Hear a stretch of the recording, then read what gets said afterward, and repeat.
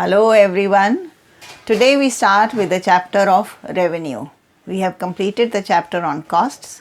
Now it is the turn of studying and understanding the concept of revenue. So let us begin with revenue. The definition of revenue. Revenue refers to the amount received by a firm from the sale of a given quantity of a commodity in the market. For example, if the price of a chair is rupees 160 and the producer sells 10 chairs, then the total revenue is equal to 160 into 10, that is 1600 rupees. Revenue is divided into three parts: total revenue, average revenue and marginal revenue. Let us understand each part carefully. Total revenue. Total revenue refers to the total receipts from the sale of a given quantity of a commodity. It is the total income of a firm. Total revenue is obtained by multiplying the quantity of the commodity sold with the price of the commodity. So the formula for total revenue is written here very carefully. Total revenue, the short form is TR, which has been written in brackets, is equal to quantity into price per unit. So we had 10 chairs in the earlier example. I have written 10 here, 10 chairs, and the price per chair is rupees 160. So that has been written out here, and the total revenue is equal to rupees 1600. The second part of the concept is average revenue. Average revenue refers to revenue per unit of output sold. It is obtained by dividing the total revenue by the number of units sold.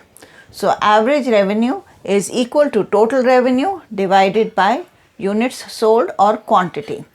Instead of units sold, I have written quantity. That is the formula normally written. So we had got total revenue as 1600 rupees, and how many chairs were sold? 10 chairs. So 10 is written here, and the price per chair is therefore equal to 160 rupees. So average revenue is nothing but the price per unit of the commodity. Average revenue curve and demand curve are the same. Why? Because on the sale of the commodity, you get the price. It is on the basis of the price that the commodity is sold. Therefore, another name for average revenue is the demand curve of the commodity. A budget demand curve graphically represents the quantity demanded by a buyer at various prices. Therefore, in economics, it is the customers to refer to average revenue curve and demand curve of a firm. So it is customary for us to refer to the demand curve also as the average revenue curve. They are interchangeably used, and we shall be doing it, the shape of the demand curve, in different types of markets. And in your syllabus, it is perfect competition. Therefore, we shall be talking about the shape of the average revenue curve under perfect competition later on.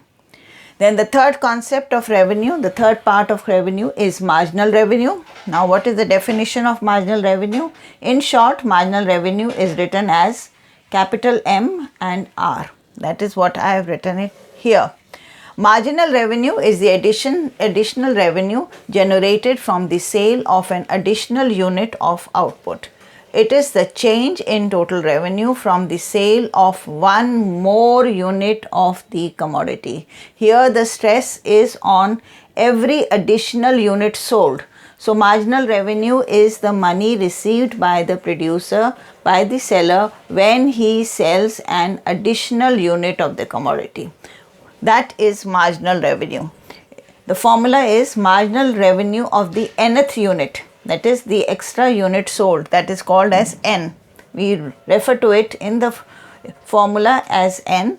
So total revenue of N units sold minus total revenue of N minus 1 unit sold. N is total revenue of n units sold. I have written it clearly.